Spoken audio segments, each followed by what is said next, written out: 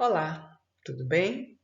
Essa então é a nossa segunda aula do módulo 2 e nós vamos dar continuidade ao estudo ou à nossa abordagem em termodinâmica e bioenergética. Espero que vocês tenham tido tempo e oportunidade para estudar o tema, os tópicos que nós abordamos na primeira aula de bioenergética e termodinâmica. E nós vamos começar então relembrando algumas coisas que nós vimos na aula passada, um resuminho básico. Bem, vamos relembrar o seguinte: existem duas forças que vão influenciar de forma significativa as reações químicas. E as reações que ocorrem nos sistemas vivos são reações químicas, Reações biológicas são reações químicas. A primeira delas é a tendência dos sistemas de atingirem o estado de ligação mais estável. A reação caminha para uma situação mais estável, e isso é expresso pela entalpia. A segunda força que influencia a reação química é a tendência desse sistema a atingir o maior grau de desordem possível, ou seja, ele caminha no sentido de aumento da entropia, que é o que expressa esse grau de desordem. E no final das contas, o que eu tenho é a variação de energia livre representando o efeito líquido desses dois fatores. E essa variação de energia livre é dada por esse algoritmo que é apresentado aqui embaixo para vocês. ΔG é igual a ΔH menos T ΔS. Bem, vamos então falar mais um pouquinho sobre os organismos vivos, porque nós vamos trabalhar com metabolismo, então nós precisamos pensar nos sistemas biológicos. Os organismos vivos são sistemas abertos, temperatura e pressão constantes, e se encontram num estado que a gente chama de estado estacionário. Esses organismos, esses sistemas biológicos, nunca estão no estado de equilíbrio. O que faz com que esses organismos não cheguem ao estado de equilíbrio? O que interfere? É justamente esse investimento constante de energia nos sistemas biológicos.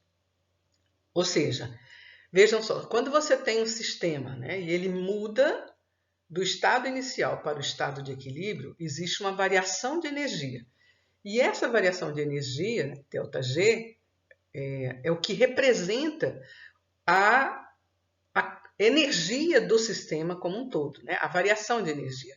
E a magnitude de ΔG vai depender da reação que a gente está considerando. E o quão distante as concentrações relativas dos reagentes e produtos estão da concentração do estado de equilíbrio.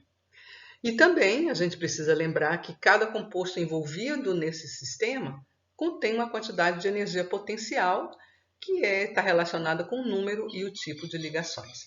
Então, vamos lembrar novamente, os organismos vivos nunca estão no estado de equilíbrio, então sempre existe um fluxo. Essa situação é uma situação que eu estou mostrando aqui, ela não existe dentro da célula.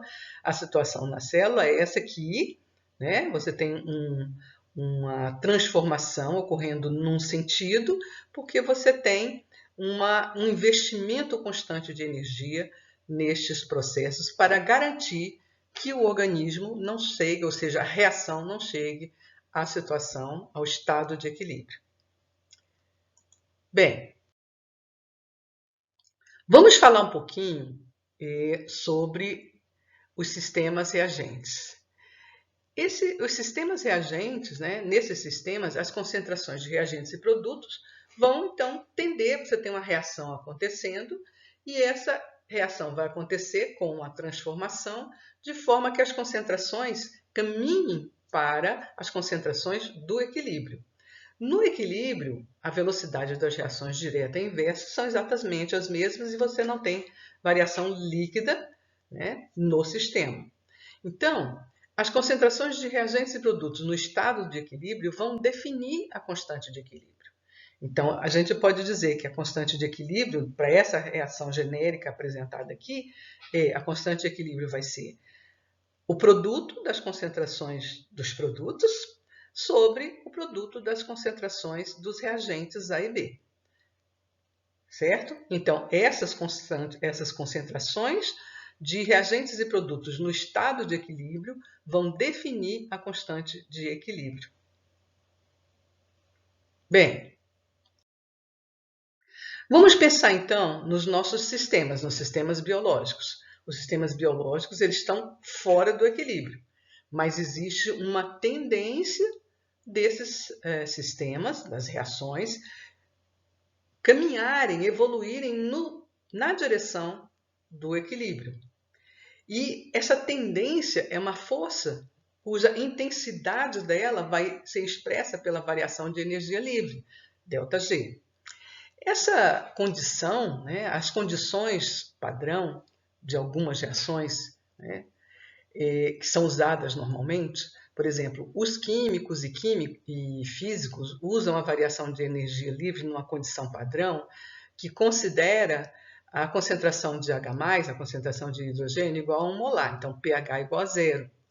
Isso é diferente da condição padrão dos sistemas biológicos. Então, para os sistemas biológicos, onde nós temos as reações ocorrendo no meio aquoso, tamponadas, né, pH em torno de 7, e a concentração de H+, em torno de 10 a menos 7, ou seja, pH igual a 7,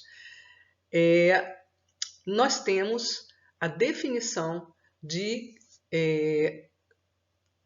ΔG zero linha zero, ou seja, nós temos uma constante física baseada no padrão bioquímico. Toda vez que você tem uma constante, né, baseada num outro padrão, no caso o padrão bioquímico, a gente chama de constante padrão transformada. Esse é o caso, então, da variação de energia livre padrão, que é utilizada para definir a variação de energia livre nas condições padrão das reações bioquímicas. Essa condição padrão, que a gente chama de condição padrão transformada, ou constantes padrão transformado, elas são sempre escritas com o símbolo que é uma linhazinha, né, que é o símbolo de prima, justamente para diferenciar dessas constantes padrão também, mas baseadas, né, em outro padrão, que é o padrão de químicos e físicos, é só ΔG zero linha. A gente considera que são constantes não transformadas. Então, as transformadas têm o linha, que é o que os bioquímicos usam, e as que não são transformadas, usadas por químicos e físicos, é só ΔG zero, que eles usam, né, pH igual a 0.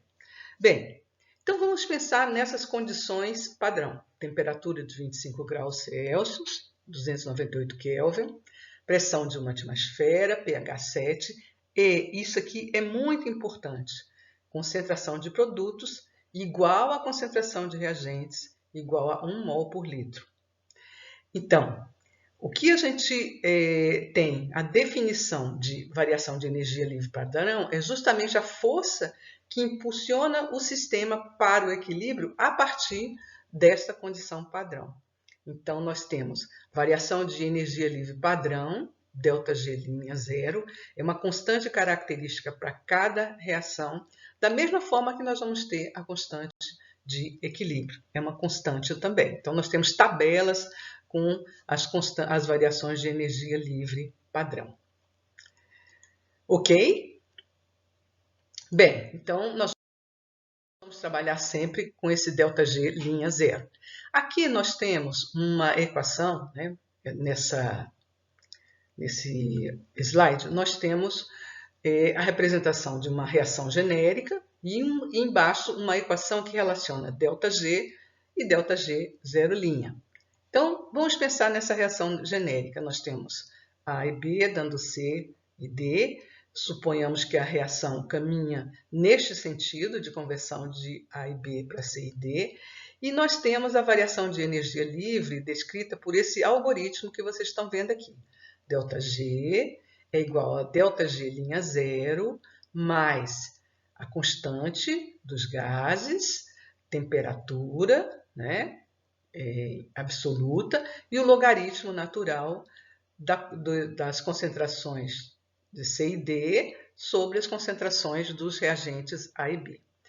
Se a gente considera a concentração o caminho, né, do equilíbrio, considera que este sistema atingir o equilíbrio, a gente vai considerar que ΔG é igual a zero. Nessa situação do equilíbrio, nós vamos ter o seguinte: se ΔG é igual a zero, então ΔG, a variação de energia livre padrão, vai ser igual a RT logaritmo natural das concentrações CD sobre A e B. Isso aqui em vermelho,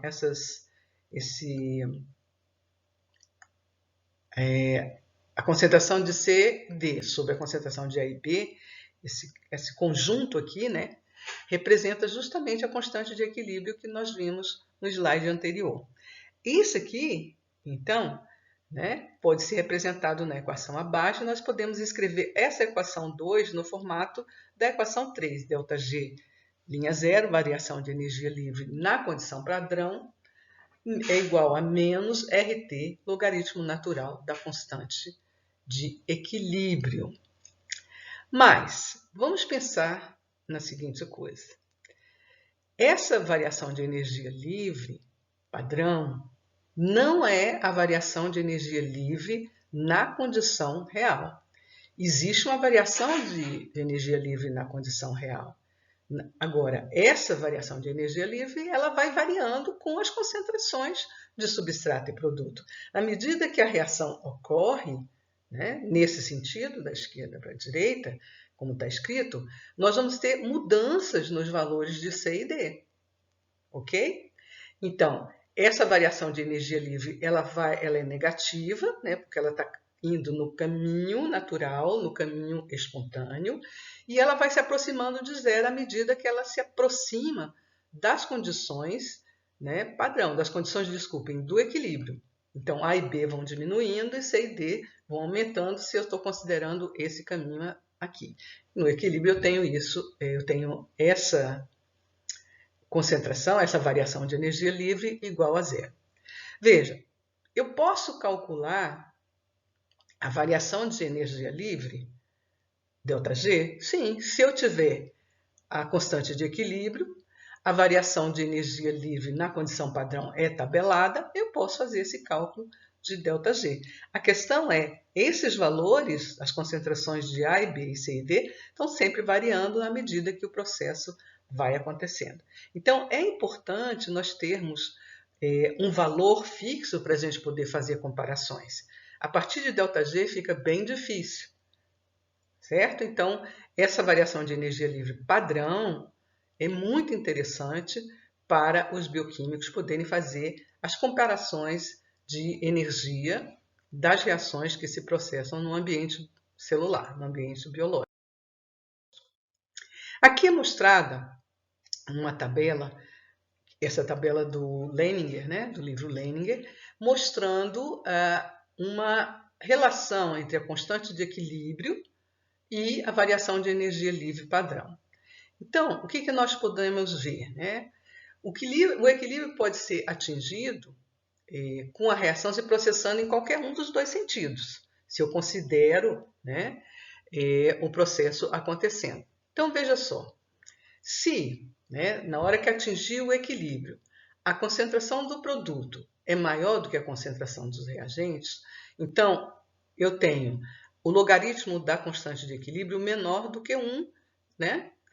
A constante de equilíbrio é maior do que 1 e o ΔG linha zero, ou seja, o ΔG na concentração padrão, nas condições padrão, é negativo. Então, a reação que inicia com todos os componentes na concentração de 1 molar vai acontecer no sentido direto. Então, no equilíbrio, se a concentração do produto é maior do que a concentração dos reagentes, a constante de equilíbrio é maior do que 1, então o logaritmo da constante de equilíbrio vai ser menor do que 1 e o ΔG linha zero é negativo. Se eu considerar aquele, né, ΔG zero linha igual a menos RT ln de Keck. Se, ao contrário, né, no equilíbrio, a concentração do produto é menor do que do reagente, a constante de equilíbrio vai ser menor do que 1. E ela sendo menor que 1, então o logaritmo natural é maior do que 1. E o ΔG linha zero vai ser positivo. E no equilíbrio, a concentração de todos os componentes, né? Substrato e produto é 1, log de 1 é 0, então você não tem fluxo, né? Você não tem a reação continuando a ocorrer, porque você não tem a força que empurra essa reação num ou no outro sentido. Ok? Entenderam? Então, vejam direitinho. Eu tenho aqui, então, uma forma matemática alternativa de expressar a constante de equilíbrio através de quê? Da variação de energia livre na condição padrão, variação de energia livre padrão. Então, se vocês olharem esse algoritmo aqui, vocês podem chegar ao que está expresso nesta tabela 13.3. Ok? Então, vamos em frente. Uma outra forma interessante da gente considerar a variação de energia livre padrão é pensando na diferença do conteúdo energético, né, do conteúdo de energia livre de reagentes e produtos, sempre pensando nas condições padrão. Então, veja, se a minha variação de energia livre padrão for negativa, ou seja, menor que zero, significa que os produtos têm menos energia livre que os reagentes. E a reação vai ocorrer de forma espontânea, né, nas condições padrão, ok? Com liberação de energia. Se os produtos da reação contêm mais energia livre do que os reagentes, a reação tende a ocorrer no sentido inverso ao que está escrito, né? Ao inverso das condições, nas condições padrão, essa reação tende a ocorrer no sentido inverso do que está escrito. Ok? Certo? Então, veja, agora é importante nós lembrarmos que as reações químicas sempre tendem a ocorrer no sentido da diminuição da energia livre do sistema. Então, é sempre interessante você ter um ΔG, né, negativo. Lembrando que quem define o sentido da reação é ΔG, não é ΔG zero linha. Então, vamos em frente. Vamos comparar ΔG, que é a variação de energia livre real, com a variação de energia livre nas condições padrão. Vamos lá. A variação de energia livre real, ela depende dos valores reais de concentração de substratos e produtos, os reagentes e produtos, e da temperatura, que certamente podem ser diferentes daqueles que são definidos nas condições padrão. Esse valor de ΔG real, é sempre negativo para as reações que vão ocorrer espontaneamente na direção do equilíbrio, certo? Porque os sistemas caminham no sentido de uma situação mais estável. Então, esse ΔG vai se tornando cada vez menos negativo até chegar ao zero, que é o ponto de equilíbrio, onde a reação não pode mais ocorrer, né? Não vai mais realizar trabalho. Se eu pensar em ΔG'0, que é a variação de energia livre padrão, aqui já é diferente. Esse é um valor constante, é uma característica de cada reação, porque estão definidas condições específicas e eu tenho concentração definida de substratos e produtos. E essa variação de energia livre, ela vai depender da constante de equilíbrio, certo? Ou seja, ela pode ser positiva, negativa ou nula, essa variação de energia livre padrão. Isso vai depender, né, dessa constante de equilíbrio. E essa variação de energia livre vai indicar o sentido e até onde uma determinada reação vai ocorrer até alcançar o equilíbrio, considerando a concentração, as condições padrão, que estão definidas, colocadas aí entre parênteses no slide. Bem, então a pergunta é, por que usar os conceitos então de ΔG, zero linha? Para que usar isso? Mas isso será que não vai complicar? Vou ter uma coisa a mais para pensar? Não é assim. Veja só, a variação de energia livre nas condições padrão, elas permitem, esse valor constante permite que nós tenhamos um referencial de comparação. Eu posso, com esse valor de ΔG'0, que é característico para cada reação, eu posso comparar as reações que acontecem nos sistemas biológicos. Eu não posso comparar coisas muito diferentes. Veja só, Vamos pensar na seguinte situação. Se eu tivesse um ponto específico, se eu pensar num campo de futebol, por exemplo, e eu pensar no deslocamento dos jogadores até a linha que divide os dois campos. Vamos supor que esse seja o ponto de equilíbrio. Quem é que está mais distante dessa linha? Os goleiros, né? Estão mais distantes. Então, a quantidade de energia envolvida no processo de deslocamento dos goleiros vai ser muito maior do que a energia, né? Do que o deslocamento, ou a energia envolvida no deslocamento de jogadores que estão no meio de campo. Concordam? Dá para comparar? Não, eles vão chegar muito mais rápido, inclusive. Agora, se eu colocar todo mundo na mesma direção do gol, todo mundo lá junto com o goleiro, aí eu posso comparar todos os jogadores, certo? Então, variação de energia livre padrão funciona exatamente dessa forma, é um ponto de referência. A gente pode pensar da mesma forma, por exemplo, para uma corrida. Numa corrida, todo mundo sai da mesma linha. Você tem a linha, né, para todo mundo disparar e correr, ok? Não pode cada um sair de um lugar, ok? Então, ΔG linha zero é muito interessante, é uma constante característica de cada reação e que ela é muito importante para nós. Vejam, vocês não vão precisar ficar calculando variação de energia livre, mas podem. Se eu desse um problema para vocês e desse o valor da constante de equilíbrio, é só colocar, né, substituir naquela equação que eu coloquei para vocês no slide anterior. ΔG, zero linha, é igual a menos RT, delta, né, Keck, log de Keck, né? Ok? Vamos ver. Vamos para frente, então? Então, esse ΔG' zero vai estabelecer um parâmetro que permite a comparação das reações. Ok? Espero que tenha ficado claro. Isso é bem interessante, é importante para nós compararmos as reações nos sistemas biológicos. Bem, uma outra coisa importante da gente lembrar é que o critério de espontaneidade de uma reação não é a variação de energia livre na condição padrão, porque os sistemas biológicos não estão na condição padrão. O critério de espontaneidade é o valor da variação de energia livre real. Real. Isso significa dizer que quando eu tenho uma reação com variação de energia livre padrão positiva, ela pode ocorrer. Se não, vejamos, vamos dar uma olhadinha nesse algoritmo que está escrito aqui embaixo.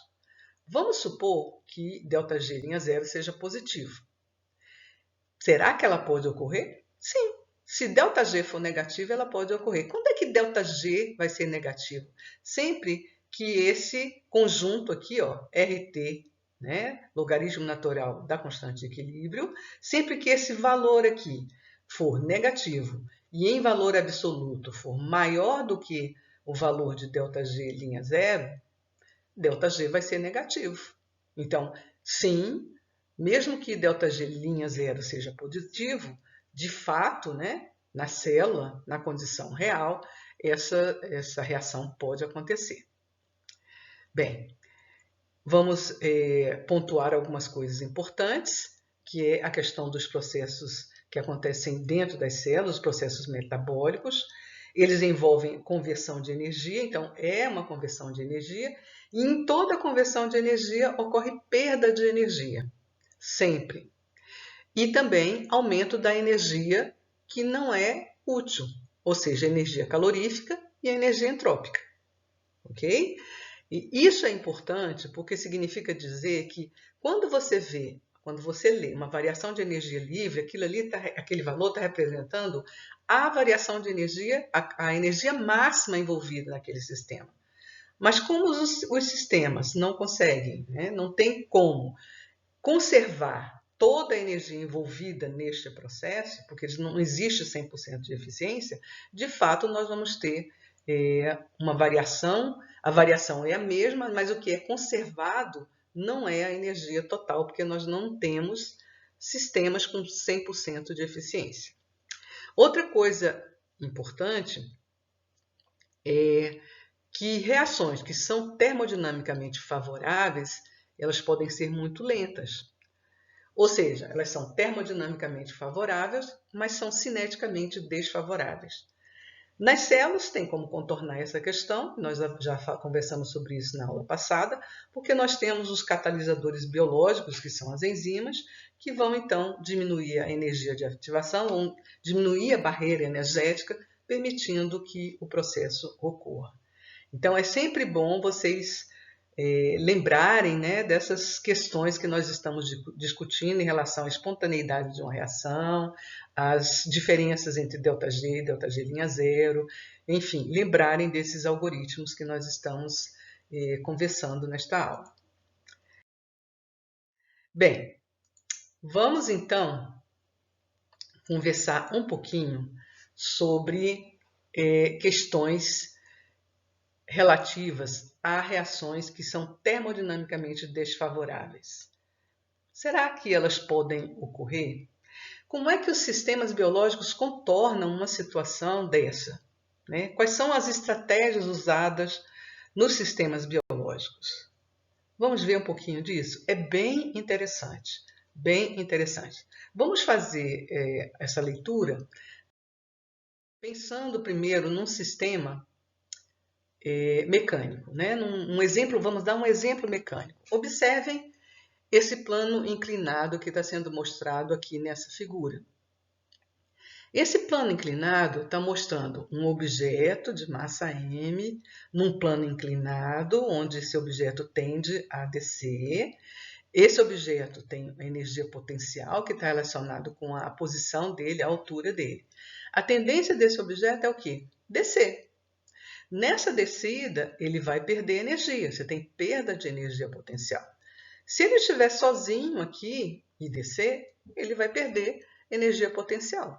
Então, você tem uma liberação de energia, você não utiliza, né, nada dessa energia. Essa energia toda que é liberada na descida desse objeto, ela é perdida.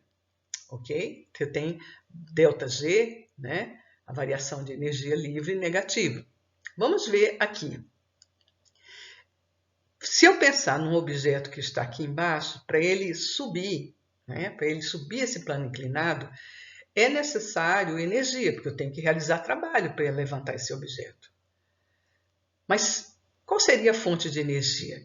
Eu tenho aqui um objeto que está descendo e perdendo toda a energia desse processo de descida. Toda a energia potencial seria perdida. E eu tenho um outro processo, que é um processo que requer energia, e que eu preciso arrumar uma fonte de energia. Veja só, essa situação aqui pode ser contornada se eu unir esses dois objetos através de uma roldana. Eu tenho uma ligação entre esses dois objetos. Então, quando esse objeto desce, ele pode levantar esse objeto que precisa subir, que precisa de energia para subir. Então, uma parte da energia liberada na descida desse objeto aqui de massa m vai ser utilizada para esse objeto aqui subir. Agora, nós precisamos considerar duas coisas. E se a massa desse objeto aqui fosse maior do que a massa desse objeto que está descendo, que está aqui no plano inclinado para descer? Esse objeto subiria? Não teria como ele subir, né? Porque, na verdade, ele seguraria esse objeto aqui em cima. Então, para que isso aconteça, essa massa aqui tem que ser menor. Não pode, inclusive, ser igual, certo? Porque simplesmente o objeto também não desce, ok? Então, eu tenho aproveitamento dessa energia aqui, da descida desse objeto, na medida que eu acoplo esse objeto de massa menor e que precisa subir. Nós podemos extrapolar esse exemplo mecânico para o exemplo químico? Podemos. E essa é uma estratégia muito interessante. Vamos pensar numa reação, por exemplo, de fosforilação da glicose em glicose 6-fosfato. Então, a reação 1, que é glicose, é a reação que nós pensaríamos, mais fosfato inorgânico produzindo glicose 6-fosfato, tem uma variação de energia livre positiva. Estão vendo aqui a setinha azul para cima? E então eu precisaria fornecer energia para essa reação acontecer. Mas no sistema biológico, como é que eu permito, como é que eu faço? Se essa reação faz parte de uma via metabólica, como é que ela é possível de acontecer? Se ela não acontecer, ela pode frear as reações de uma sequência de uma via metabólica. Mas existe, vamos ver aqui, uma outra reação, que é uma reação exergônica. Observem aqui, eu tenho liberação de energia, que é a reação de hidrólise do ATP em ADP e fosfato inorgânico. E observem que eu tenho aqui, essas duas reações compartilham, né? Elas têm intermediários, elas têm componentes que são comuns, como fosfato inorgânico e água, né? Aqui não está representada a água, mas ela também faz parte do sistema. Então, se eu somar, se eu conseguir unir essas duas reações por meio desses componentes que são comuns, eu vou ter esse processo descrito, quer dizer, um outro caminho, através da reação 3, onde eu tenho glicose mais ATP, gerando glicose 6-fosfato mais ADP. E a variação de energia livre vai ser negativa. O processo global vai ser exergônico. Por quê? Ele representa justamente o somatório dessas variações de energia livre que estão representadas aqui. Então, vamos ver isso escrito. Aqui é a legenda dessa figura, que vocês podem ler depois, mas vamos ver isso representado aqui embaixo. Então, eu tenho de forma genérica, né, os valores de ΔG, eu tenho duas reações, essas setas aqui não estão ok, né? Teria que ser no sentido só.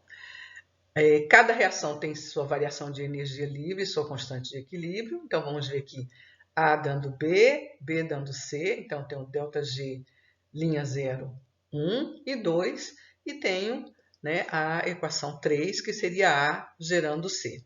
Vamos ver isso, né, na forma que foi apresentada na figura. Eu tenho glicose mais fosfato inorgânico, dando glicose 6-fosfato mais água. A variação de energia livre padrão é positiva, igual a 13,8. Eu tenho a hidrólise de ATP gerando ADP e fosfato inorgânico, né? Aqui está a mais, certo? A variação de energia é 30,5 kJ. E a reação global é essa que vocês estão vendo aqui, glicose mais ATP, dando ADP mais glicose 6-fosfato. E a variação de energia livre é igual a menos 16,7, que é o somatório dessas duas aqui. Essa é positiva, essa é negativa. Então, eu tenho o valor global menos 16,7. Desculpem que as setas saíram aqui do lugar, então tem que colocar tudo no lugarzinho certo, né? Sobe essa seta, sobe essa e sobe essa aqui, ok? Então, mas o que importa para nós aqui é pensar o seguinte: essa é uma estratégia fantástica. Ela permite que uma reação endergônica ocorra na medida que ela possa ser acoplada a uma reação exergônica que tem um valor de ΔG maior em valor absoluto, né? E isso favorece, isso garante, então, que essa reação possa ocorrer. Isso é muito interessante, uma estratégia fantástica que é utilizada pelos organismos. Então,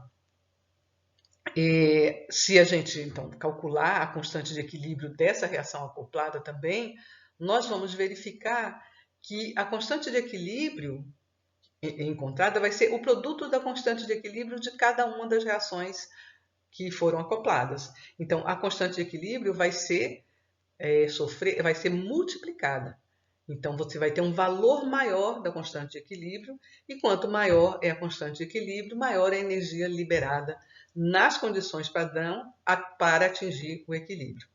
Então, o que eu posso ver é o seguinte, né, considerando as reações acopladas, as estratégias de acoplamento. ΔG das duas reações que se acoplam se somam e a constante de equilíbrio, as constantes de equilíbrio se multiplicam. Ok? Então, é uma estratégia muito boa para garantir que as reações aconteçam, as reações endergônicas, né?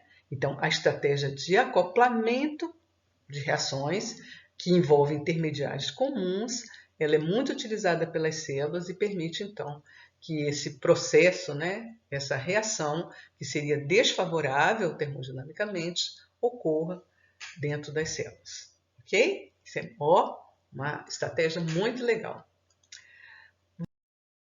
Vamos para frente, então, né? Então, vamos resumir essa história toda que nós falamos, um bocado de coisa, né? Mas vamos resumir as histórias. Veja, resumindo, o que a gente viu na aula passada um pouquinho e o que a gente viu hoje. Primeiro, as células estão em trabalho constante e, para isso, elas precisam de energia. Como é que elas conseguem energia? Elas absorvem energia do meio ambiente. Ok? Absorvendo essa energia, elas conseguem, então, manter-se viva, manter-se nas condições que permitem a vida. As transformações energéticas que acontecem no ambiente biológico, nos sistemas biológicos, elas obedecem às leis da termodinâmica. Isso também é uma coisa interessante que nós vimos na aula passada e que eu estou reforçando na aula de hoje. A terceira coisa, a variação de energia livre é a força que vai dirigir as reações para onde? Para o equilíbrio. Ela dirige essas reações e ela vai refletir o efeito líquido de dois fatores importantes, que são a entalpia, que é a tendência de atingir o estado mais estável, e a entropia, que é a tendência de aumentar a desordem. Ok? E essa é a equação que relaciona a variação de energia livre a essas duas forças, né, que influenciam as reações. O que mais que nós podemos ver?